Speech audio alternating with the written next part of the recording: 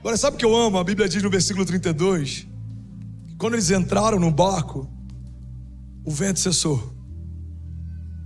A Bíblia fala que Jesus vem andando sobre as águas e ele narra toda essa história. Eles acham que é o fantasma, Pedro tem uma ideia, Jesus gosta da ideia.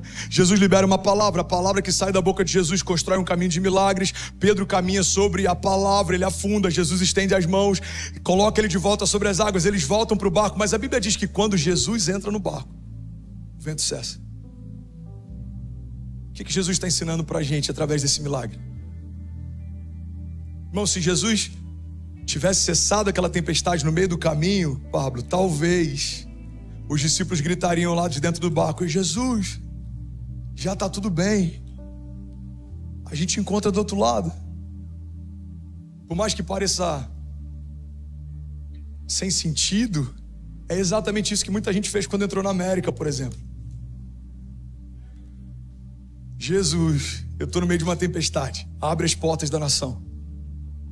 Visto aprovado. Jesus, eu acabei de chegar nesse lugar, abre portas de trabalho. Approved. Jesus, eu estou começando a prosperar, abre as comportas dos céus. Check. Jesus, obrigado, daqui em diante eu toco sozinho. Quantas pessoas a gente conhece, talvez essa pessoa seja você, e o Senhor te trouxe para uma noite de arrependimento, que clamaram em meio a uma tempestade, mas quando o vento cessou, se esqueceram quem fez o vento cessar. Quantas vezes a gente clama: Senhor, abre uma porta, e quando a porta se abre, a gente esquece quem mantém ela aberta. Quantas vezes a gente fala: Senhor, faz o milagre, e quando o milagre acontece, a gente se esquece de quem é o Deus de milagres. Irmão, guarda isso aqui em nome de Jesus. O convite que Jesus faz para Pedro é algo tão poderoso, talvez a gente não tenha noção da profundidade do que Jesus está fazendo. Jesus convida Pedro para largar tudo e segui-lo, depois que Pedro acaba de viver o maior milagre financeiro da sua história. Mas por que Jesus convida um Pedro provido, um Pedro abençoado, um Pedro que carrega a provisão, e não convida um Pedro falido, um Pedro de redes vazias, um Pedro frustrado?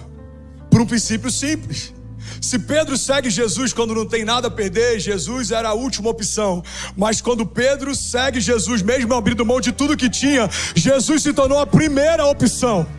Jesus está dizendo: ei Pedro, você abre mão do último milagre para caminhar comigo? Pedro entendeu um princípio: é melhor caminhar ao lado do Deus de milagres do que eu me prender ao meu último milagre.